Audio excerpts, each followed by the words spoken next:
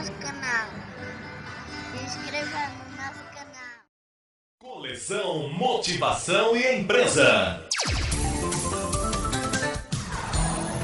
Adquira outros volumes de nossa coleção.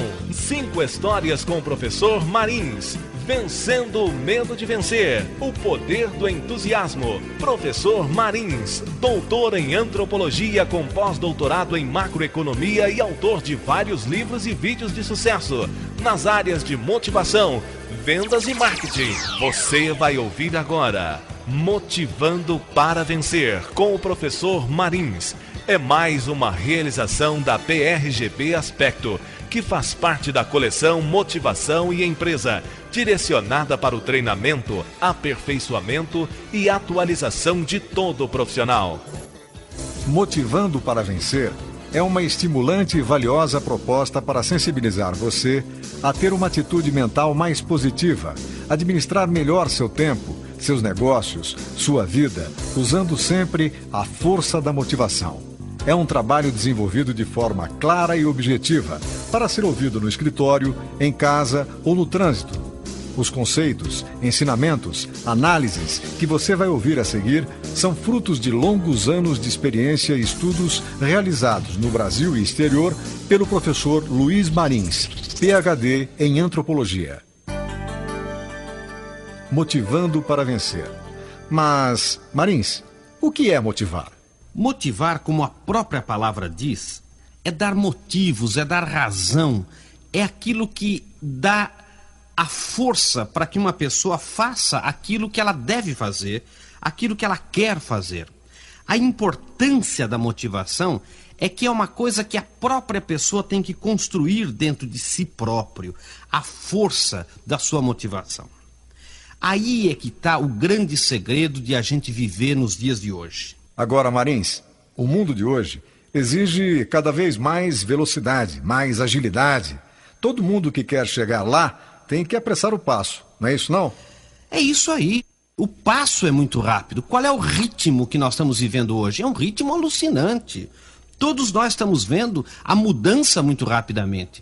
Vejam do começo deste século até o fim deste mesmo século. Vejam, olhem para nós próprios, olhem para você mesmo e veja o quanto você mudou, o quantas coisas da nossa vida, o quanto as coisas mudaram nesses últimos anos. Os computadores, as máquinas, os equipamentos, enfim, tudo mudou de uma maneira incrivelmente e muda cada vez mais.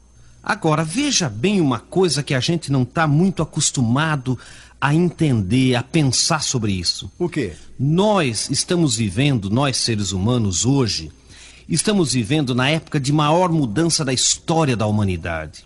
Desde que o homem aparece na Terra há 2 milhões de anos até hoje, esta é a maior mudança que o ser humano está passando. Este é o período em que o ser humano mais está mudando, em que as coisas mais estão mudando. E nós, minha gente, temos as mesmas características do homem do Paleolítico Inferior, do homem primitivo, do homem quase de alguns 1000 anos atrás. Vejam bem, temos ainda 2 pernas, temos ainda 2 braços, temos ainda 2 olhos, 1 boca, 2 ouvidos. Ora, uma das coisas que a gente poderia imaginar é o seguinte: seria ótimo se nós tivéssemos o homem com 4 braços, 2 pernas, 8 olhos, para que pudesse, vamos chamar assim, enfrentar esses desafios de grande mudança. Mas não tem. O homem continua sendo o mesmo, nós continuamos sendo o mesmo. Este é o grande desafio. Como é que nós vamos fazer para nos adaptarmos a esse passo de mudança? Essa é a força da motivação que nós precisamos ter para que a gente possa enfrentar o dia de hoje. Marins, eu acho que o que falta mesmo é motivação para vencer, né? Aliás, exemplo de falta disso é o que não falta, né? Acho ótimo parar de fumar. Eu mesmo já parei umas 6 vezes. Olha, um dia eu ainda vou aprender a falar inglês. Eu quero emagrecer, mas não consigo parar de engordar.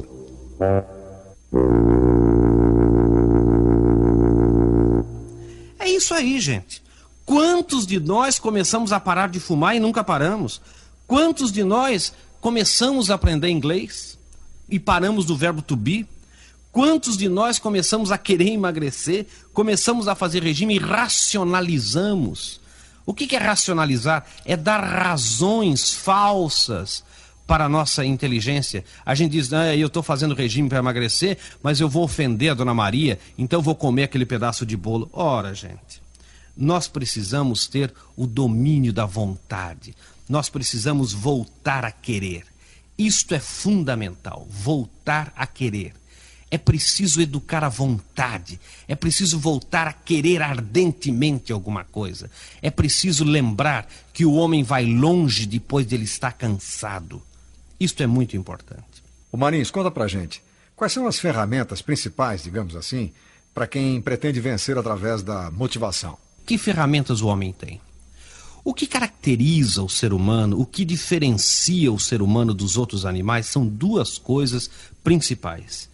Primeiro é a inteligência. Nós temos uma coisa chamada inteligência. E nós prezamos muito a inteligência. Nós queremos ser inteligentes, queremos ter mulheres inteligentes, queremos ter maridos inteligentes, queremos ter filhos inteligentes. Nós prezamos, nós badalamos muito a inteligência. Mas a inteligência, como diziam os gregos, é apenas uma luz, é apenas um farol que ilumina o caminho. A inteligência não me faz caminhar. A inteligência não me tira do buraco. Quantos de nós conhecem pessoas, nós conhecemos parentes, amigos, primos, cunhados, pessoas inteligentíssimas, pessoas que nós sabemos que são muito mais inteligentes do que nós próprios e que vivem numa draga desgraçada e que não conseguem sair do buraco. Onde a gente comenta na família, coitado do fulano, não consegue, só patina, não sai do buraco. O que acontece? Será falta de inteligência? É claro que não. A inteligência nos dá duas capacidades, a capacidade de discernir e a capacidade de distinguir. Discernir entre aquilo que eu quero fazer, o que eu não quero fazer, distinguir entre aquilo que eu devo do que eu não devo fazer, entre aquilo que eu posso do que eu não posso. A inteligência, portanto, é um atributo do ser humano dos mais importantes. Mas nós temos um segundo atributo. E esse segundo atributo, nós não damos muita bola para ele. E ele é o fundamento do sucesso do ser humano. Esse segundo atributo é a vontade. Nós somos o único animal capaz de querer atos volitivos de liberdade, de própria vontade. Por quê? Porque a liberdade, ela é um atributo da vontade e não da inteligência. Notem vocês, se eu coloco a minha mão no fogo e experimento pela sensação e percepção que fogo queima, não há como a minha inteligência dizer para mim no futuro que fogo não queima. Ela vai sempre me dizer que fogo queima. Eu não tenho a liberdade de fazer a minha inteligência dizer que fogo não queima. Mas eu tenho a liberdade na minha vontade de colocar a mão no fogo, de sabendo que o fogo queima e sabendo as consequências que podem advir de eu colocar a mão no fogo, eu dizer, eu quero colocar a mão no fogo, vou colocar, coloco e acabou. Isso é verdade. Ninguém nunca viu um gato fazendo greve de fome pela qualidade do leite, mas quantos homens fazem greve de fome em holocausto alguma causa que julga ser uma causa superior ou que vale a pena. Por que a greve de fome é tão importante, gente? A greve de fome é importante porque é a fisiologia dizendo, coma, senão você vai morrer. É, na verdade, a inteligência dizendo, coma, senão você morrerá. E o homem, por única e exclusiva decisão da vontade, do querer, diz, eu sei que eu morro, eu sei que eu vou morrer, mas eu quero. E faço a greve de fome. E morro, muitas vezes. É por isso, gente, que esta greve de fome é muito badalada. É por isso que é uma das coisas mais simbolicamente fortes quando um ser humano quer fazer algum protesto, alguma coisa. No começo dessa nossa conversa, Marins, a gente dizia sobre a importância em saber administrar bem o tempo. Mas muitas vezes, no corre-corre diário, a gente se preocupa mais com ontem, com amanhã e esquece do momento presente. Não é isso não? Aquilo que eu fiz, aquilo que nós fizemos, aquilo que você fez, há 1 minuto atrás, há meia hora atrás, há 2 anos atrás, há 10 anos atrás, não nos pertence mais. Aquilo que eu fiz no passado pertence ao passado, pertence a uma ciência chamada história. Não me pertence mais aquilo que eu pensei, aquilo que eu falei, aquilo que eu fiz há 1 minuto atrás, ou há 10 anos atrás, ou há 20 anos atrás. Da mesma maneira, não me pertence ainda aquilo que eu vou fazer, aquilo que eu vou falar, aquilo que eu vou dizer daqui a 1 minuto, daqui a meia hora, daqui a 2 horas, daqui a 10 anos, daqui a 20 anos. Ora, gente, se 1 minuto atrás não me pertence, se 1 minuto à frente não me pertence, quando é que eu sou? Quando é que eu existo? Eu só sou, eu só existo no momento presente, no instante presente.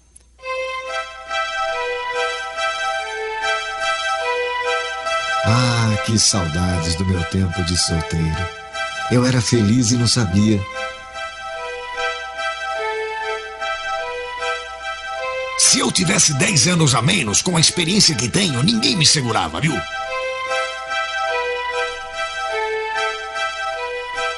Por que eu não aceitei aquela proposta de emprego? Se arrependimento matasse... As pesquisas terrivelmente nos dão os seguintes índices: que a maioria de nós passa 70% do tempo vivendo o passado, com sentimentos de culpa, com sentimentos amargos. Eu não deveria ter feito isto, eu não deveria ter feito aquilo, eu deveria ter estudado, eu deveria ter feito outra coisa, deveria ter mudado de cidade. Enfim, com sentimentos fortes de culpa com relação ao passado, 70% do tempo. A proposta é boa, mas o cliente não vai assinar. Melhor não arriscar, eu ligo na semana que vem. Eu sou o melhor vendedor do mundo. O que me falta é uma chance. Ô Marins, conviver com a ansiedade, com o negativismo também não ajuda em nada, né? A proposta é boa, mas o cliente não vai assinar? Será? Por que eu vivo pensando no negativo? Por que as pessoas vivem pensando com medo do futuro? Ou da mesma maneira, porque as pessoas sonham acordadas, pensando que são sempre os melhores, o que lhes falta é chance. As pesquisas mostram que nós passamos 25% do tempo vivendo o futuro, pensando no futuro, com 2 tipos de sentimento. Com sentimento de ansiedade, que é medo do futuro, e com sentimento de devaneio, quer dizer, acreditar que o futuro virá de qualquer maneira cheio de rosas. Marins, quer dizer que o grande segredo é viver o momento presente, o aqui e agora. É exatamente o momento em que nós temos na nossa mão para utilizar toda a inteligência e toda a vontade. Toda a inteligência. Não pode ser meia inteligência, não pode ser meia vontade. Tem que ser toda a inteligência e toda a vontade. Mas Marins, eu posso e devo planejar o meu futuro, não é isso? Claro que deve planejar o seu futuro. A inteligência nos diz que nós devemos planejar o amanhã, planejar o daqui a pouco. Mas você estará utilizando a inteligência e a vontade naquele instante presente para fazer o quê? Para planejar o seu futuro, para planejar o amanhã. Se você vai viajar de avião, é claro que você tem que reservar o assento no avião. É claro que você tem que comprar o bilhete aéreo. Mas você não pode viajar antecipadamente. Você só poderá viajar na hora que o avião sair. A inteligência vai dizer que você deve planejar tudo, mas você não pode viver antes. Você deve usar toda a inteligência e toda a vontade para planejar, para fazer aquilo. Porque se você não usar a inteligência e a vontade, toda ela, para planejar, você acabará marcando um voo errado, numa companhia errada, para um lugar errado. Este é o sentido do dedicar-se ao momento presente. Porque a sua inteligência vai dizer, embora você tenha reservado a sua passagem, nada lhe garante que você de fato viajará. Por quê? Porque nós não sabemos o que vai acontecer conosco daqui a meia hora, daqui a 1 minuto, daqui a 2 horas. Mas a pergunta os filósofos ainda fazem é a seguinte: muito bem, eu sou inteligente e eu sou livre. Eu sou inteligente e tenho a minha vontade livre. A pergunta é a seguinte: fazer o que no momento presente? gostaria que prestassem atenção neste pedaço. É para isto que serve a inteligência. É para discernir o que é essencial, o que é importante e o que é acidental. Em tudo aquilo que nós vamos fazer na vida, nós podemos analisar esta coisa sob esses 3 prismas, sob esses 3 aspectos. O que é essencial? Gente, essencial é aquilo que eu devo fazer imediatamente já. É aquilo que eu não posso esperar. É aquilo que me leva mais diretamente aos meus objetivos da vida. O que é importante? É aquilo que eu devo fazer. Não é posso, não, é devo fazer. Mas depois que eu já tiver feito aquilo que eu havia antes considerado como essencial. E o que é acidental? É aquilo que eu também devo fazer, mas que eu só posso fazer depois que eu já tiver feito aquilo que eu havia antes considerado como importante e como essencial. Ora, então, filosoficamente, esta parte pode ser um pouquinho complicada, mas vejam que, na verdade, uma coisa que era acidental no passado, ela vai se tornando essencial, porque aquilo que era essencial eu já vou fazendo. E aquilo que era importante torna-se essencial, até que uma coisa que era absolutamente acidental torna-se essencial, então eu vou fazer. Então eu tenho que viver, isto que é viver para a essencialidade, isto que é viver o essencial. É essencial que nós vivamos para o essencial. Então vejam bem, ora, há vários exemplos. Um deles, e me desculpem de dar esse exemplo, é a vontade de ir ao banheiro. Pode ser um exemplo muito chulo, mas é um exemplo que todos nós vivemos. Como é que ele começa? A gente está num lugar, começa a sentir que estará com vontade de ir ao banheiro, assistindo, vamos dizer, uma palestra, assistindo uma aula, alguma coisa. Mas a gente sabe que ainda dá para esperar. A gente fala, impossível que demore tanto esse palestrista falar essas coisas todas que ele está falando. Mas tem uma hora que aquela vontade começa a ficar importante. E a barriga começa a roncar, a gente já começa a olhar para ver se encontra a plaquinha escrito banheiro, e a gente começa a ficar meio preocupado, pergunta para o vizinho, você, por acaso, onde é o banheiro aqui? E aquela coisa toda. E tem uma hora, minha gente, que aquilo se torna o quê? Essencial. Absolutamente essencial. Pode estar o Papa falando, pode estar quem quiser, você se levanta e vai ao banheiro. Vai ao banheiro. Por quê? Porque tornou-se essencial. A meia hora antes era acidental, agora tornou-se essencial. Agora, vejam bem, e aqui vai uma coisa importante. Embora a minha fisiologia esteja me dizendo, Marins, vá ao banheiro. Embora a minha inteligência esteja me dizendo, Marins, você já deveria estar no banheiro. Eu, como sou absolutamente livre, eu digo assim, não vou ao banheiro. E me borro no lugar em que estou. Me desculpem falar isso. É por isso, gente, dizem os filósofos, e é claro que eles não dizem isso com essa simplicidade que eu estou dizendo, é que as pessoas vêm se borrando na frente das outras. Porque as pessoas invertem, fazem tudo o que é acidental primeiro, e não fazem o que é essencial, não fazem aquilo que a inteligência está dizendo para fazer, não fazem aquilo que a própria fisiologia está dizendo para fazer. É por isso que é necessário voltar-se ao essencial. É preciso ouvir a inteligência, ouvir a razão. Isto é fundamental, isto é essencial. Portanto, vamos viver, vamos prestar atenção no meu emprego. O que é essencial? O que é importante? O que é acidental? Na minha família, o que é essencial? O que é importante? O que é acidental? Nas minhas relações de amizade, o que é essencial, o que é importante, o que é acidental. E muitas vezes nós vamos ver que nós vivemos voltados ao acidental, ao invés de viver voltados ao essencial, à essência das coisas. Essencial é aquilo que vai me levar mais diretamente à consecução dos meus grandes objetivos. Marins, quais são assim as grandes linhas que comandam a gente? 2 grandes linhas nos comandam. A da sensibilidade, quer dizer, aquela que me faz uma hora estar alegre, outra hora deprimido, uma hora eufórico, outra hora na fossa. E todos nós somos assim. Ninguém é todo dia uma linha reta. Mas vocês acreditam que nós podemos viver assim, dominados pela linha da sensibilidade? Essas são aquelas pessoas horríveis que nós encontramos. e que não fale com ele hoje porque ele não tá bom, dormiu de pé para fora, brigou com a mulher, sei lá o quê.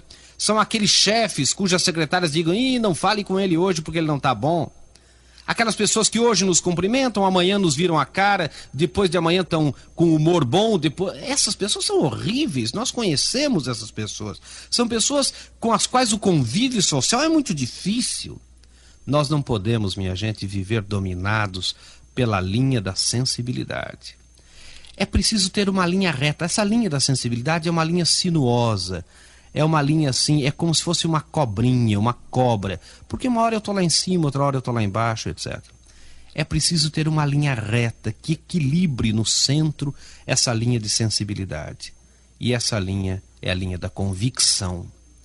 A linha da convicção é dada pela minha vontade, pelo meu querer, pela minha inteligência, pela minha primeira parte da alma, como dizia Platão, a parte filósofa. É exatamente isto.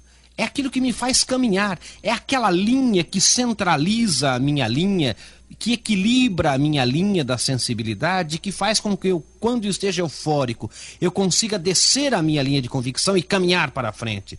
Quando eu esteja deprimido na fossa, eu consiga levantar até a minha linha da convicção e realmente caminhar, ir para frente. É preciso convicção para vencer. É preciso convicção para o sucesso. Não podemos nos deixar totalmente mandados, comandados pela linha da sensibilidade. Então, minha gente, eu diria, o que é viver?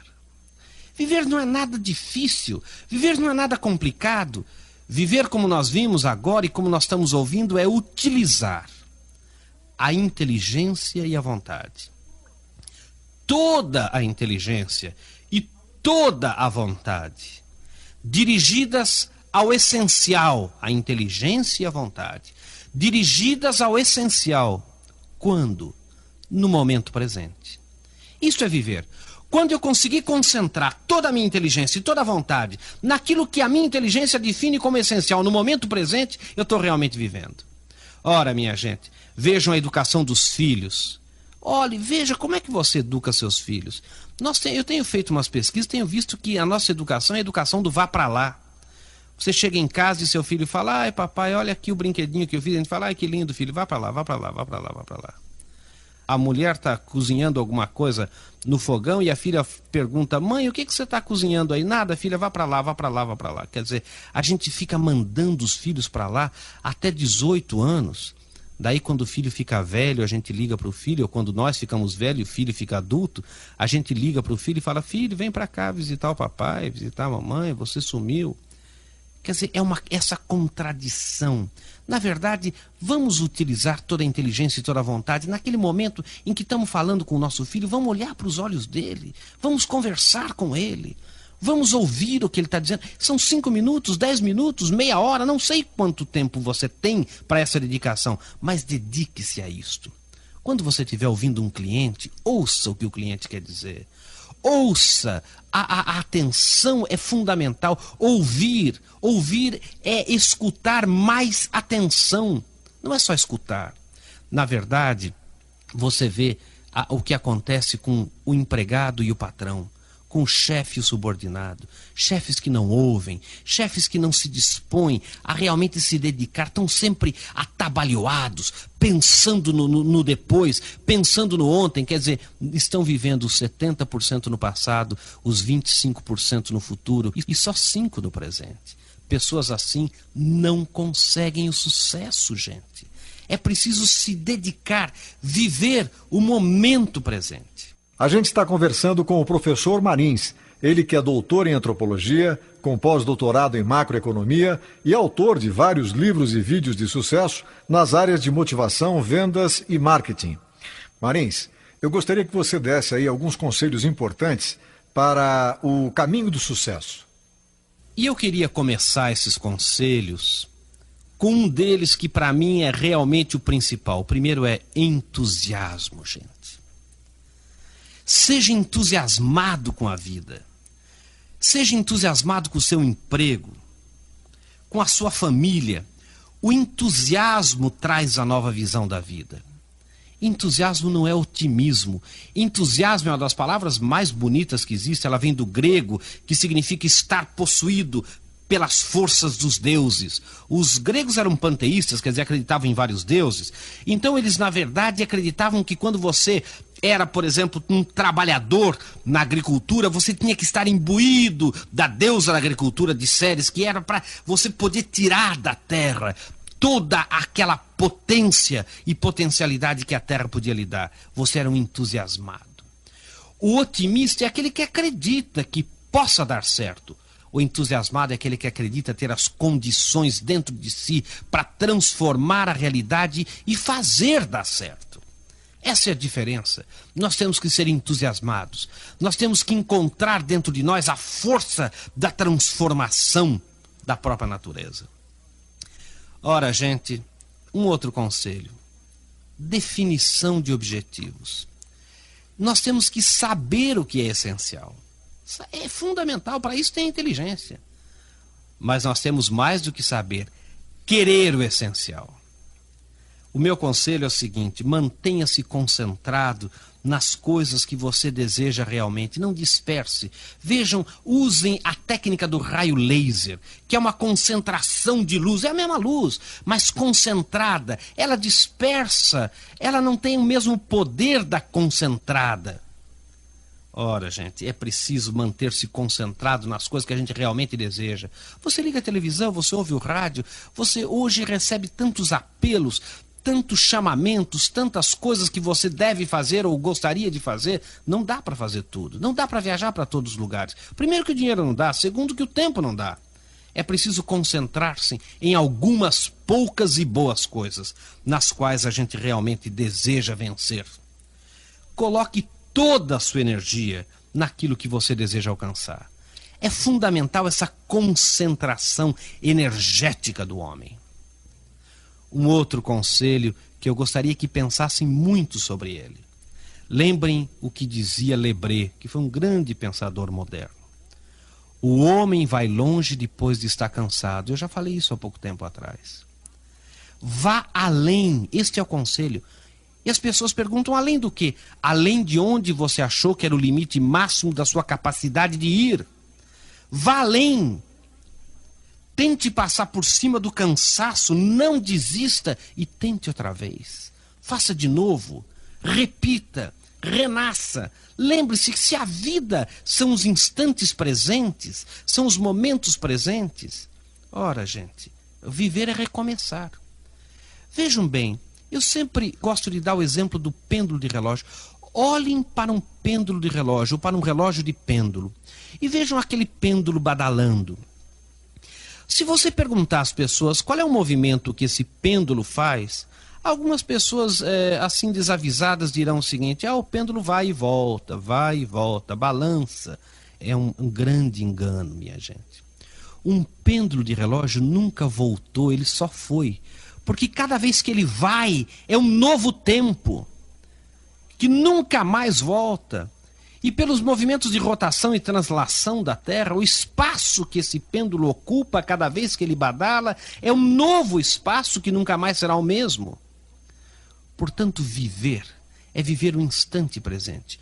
Olhe, quem quiser ficar neurótico, né? Olhe para um pêndulo de relógio, veja esse pêndulo badalando e diga: olha, eu morrendo. É realmente isso. Quer dizer, a sua vida nunca mais voltará. Vá além. Tente passar por cima do cansaço. Não desista. E tente outra vez. Um outro conselho. Tome a iniciativa. Não espere muito. Arrisque a saída heróica. Faça, assuma, não se omita, decida, faça e principalmente erre. Só não erra quem não faz. Só não erram os parados, os mortos. É preciso errar. É preciso fazer, é preciso decidir, é preciso tentar, é preciso convencer, é preciso arriscar. Tome a iniciativa, não fique parado, não fique imaginando que os outros vão fazer, não fique esperando, vá, faça, levante-se. Um outro conselho: administre bem o seu tempo. Nós estamos vendo que o tempo é o momento presente. Não perca tempo com coisas acidentais. Faça um rol de coisas a fazer diariamente, faça uma lista de coisas a fazer, coisas essenciais a fazer. Não perca tempo fazendo lista de coisas acidentais, mas só de coisas essenciais. E tenha tempo para o que vale a pena. Lembre-se que o Papa, o presidente dos Estados Unidos, enfim, todas as pessoas mais importantes do mundo têm um dia de 24 horas igualzinho ao seu. Impossível que você seja a pessoa mais ocupada do mundo. Um outro conselho. Desenvolva uma visão criativa. Procure inovar. Evite copiar. Arrisque para conseguir algo novo. As melhores ideias são sempre tidas como loucas. Uma grande obra é sempre, aos olhos do mundo, uma imprudência. E você tem que ser mais imprudente. Você tem que inovar, cismar, teimar, fazer coisas novas. Evite copiar. E eu queria dar um conselho que é, na minha opinião, fundamental. Lembre-se que não é preciso esperar saber tudo para agir. Porque ninguém nunca sabe tudo. E é a própria ação que permite a gente progredir no saber. É agindo que nós construímos a nossa vida, o nosso sucesso. Por isso, aprenda com os insucessos também. De um fracasso, faça um sucesso. Analise as causas e os erros cometidos e recomece. E mantenha uma boa saúde física e mental. O que eu quero dizer com isso? Faça exercícios, faça periódicas revisões de saúde, saiba descansar e relaxar e curta a vida. Não me preocupa tanto a saúde física, essa dói, nós sabemos, nós sentimos. O que me preocupa é a saúde mental, tem muito louco solto. São aquelas pessoas fronteiriças. Se estivessem dentro dos hospícios, não sairiam. Como estão fora, a gente não tem como pôr lá dentro. São aquelas pessoas negadoras, são aquelas pessoas negativas, são aquelas pessoas ansiosas. E eu queria dizer a vocês, como um dos últimos conselhos, tenha uma atitude mental positiva. Lembre-se que vencer é uma atitude de vencer. Criar é uma atitude de criar. Engendrar é uma atitude de engendrar. É muito importante essa atitude mental de vencer, de sair de dentro de si, de conquistar, de vencer. Tenha uma atitude mental positiva. Afaste-se das pessoas negadoras. Uma maçã podre é capaz de apodrecer uma cesta com 30 maçãs. As 30 não conseguem deixar aquela podre boa. Afaste-se de pessoas negadoras, invejosas, pessoas que não querem o seu sucesso. Junte-se a pessoas amigas, amigos reais, pessoas realmente que querem o sucesso e queira também o sucesso dos outros. E eu terminaria dizendo uma coisa a vocês. Pare de chorar. É preciso que nós paremos de chorar, de reclamar, de viver achando que nós somos os últimos, os perseguidos, aqueles que não conseguimos, aquele que realmente tudo vem contra a gente. Eu me lembro de um rapaz que me disse uma vez: professor, eu acho que não foi uma cegonha que me trouxe, foi um corvo. Meu Deus do céu, o que é isso? Pessoas que acham que tudo é contra si próprio, pessoas que na verdade não encontram a saída porque choram demais. É preciso construir, é preciso passar do plano do choro ao plano da ação. Marins, nós estamos chegando aqui no final do nosso tempo, mas antes de encerrar eu gostaria que você registrasse aqui a sua mensagem final, por favor. E eu termino contando uma historinha a vocês. Havia uma tribo que morava nas profundezas da caverna, depois das últimas glaciações. É um mito, é uma história. E esta tribo vivia lá gerações de gerações no fundo da caverna, vivendo lá na escuridão e na umidade. Até que um grupo de jovens inconformados com aquela escuridão, com aquela ausência de perspectiva, com aquela escuridão e umidade, esse grupo de jovens, eles resolveram preparar o seu farnel e a sua mochila e percorrer as profundezas da caverna, viajar pelo interior da caverna. E depois de uma semana de viagem, passando por lugares estreitos, por rios profundos, por penhascos e desfiladeiros, brigando com animais bravios, eles descobriram uma luz, um ponto luminoso. Foram em direção a esse ponto e descobriram o que hoje nós chamaríamos de boca da caverna, de saída da caverna. Quando chegaram lá, eles ficaram estupefatos, boquiabertos, bobos, bestificados, ao verem aquelas coisas todas das quais eles nunca haviam ouvido falar. A luz, o calor, o sol, os pássaros, o verde, enfim, os animais, aquela coisa toda. A vista demorou para se aclimatar naquela luz toda, mas eles ficaram tão boquiabertos ao verem as coisas das quais nunca haviam imaginado nem ouvido falar, que resolveram voltar de novo, mais uma semana de viagem pelas profundezas da caverna, passando pelos mesmos percalços, e chegaram onde estavam os mais velhos. E lá reuniram todos e falaram: gente, se nós formos por aqui, será uma semana de viagem, nós vamos passar por lugares estreitos, rios profundos, brigar com animais bravios, passar por penhascos e desfiladeiros, mas vale a pena. O que se encontra lá é uma coisa das quais nunca ouvimos falar. E começaram a descrever as coisas que eles haviam visto: a luz, o calor, o sol, os pássaros, as flores, as folhas, o verde. E sofregamente, eles, atabalhoadamente, eles descreviam aquelas maravilhas.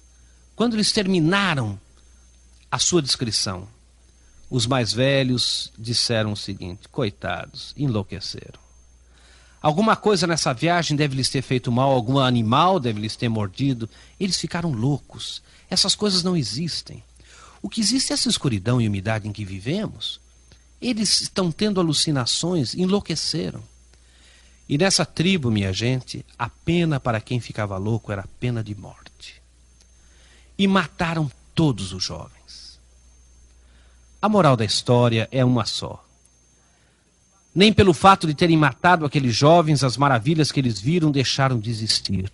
Quem deixou de conhecer foram aqueles velhos que achavam que a única verdade que existia era a escuridão e a umidade em que viviam. Eram aqueles velhos que, na verdade, não aguentavam ouvir nada que não fosse umidade e escuridão da boca de ninguém. E que julgavam loucos aqueles que diziam qualquer coisa que não fosse a ausência de perspectiva em que viviam. Da mesma forma, eu queria dizer a você, ouvinte, você pode achar que eu estou louco, você pode me matar, mas nem por isso a realidade e verdade de que é possível uma vida diferente dessa que nós levamos. É possível uma vida motivada, uma vida com motivos, uma vida em que você se levante de manhã e vá ao trabalho com vontade de ir ao trabalho. Uma vida em que você saia do trabalho, chegue em casa com vontade de ver sua mulher, seus filhos, seu marido, enfim, seus amigos. É possível ter uma vida realmente com motivos, motivada para o sucesso, motivada para vencer.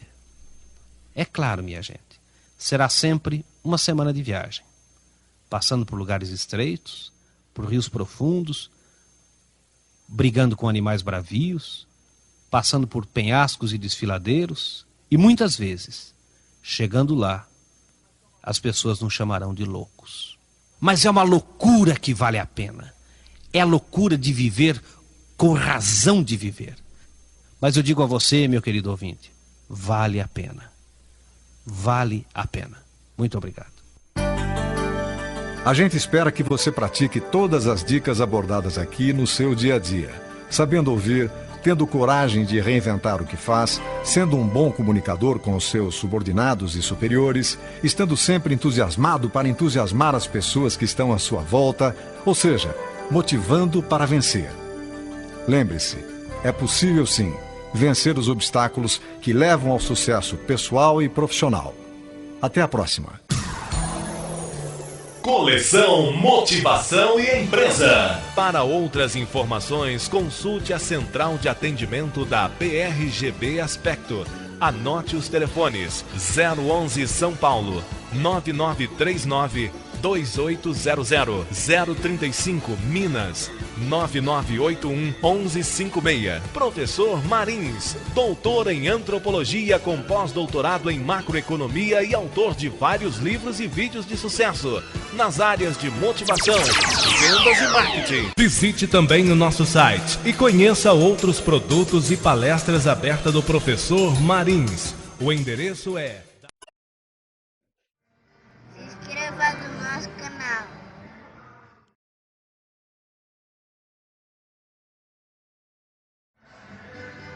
Se inscreva no nosso canal.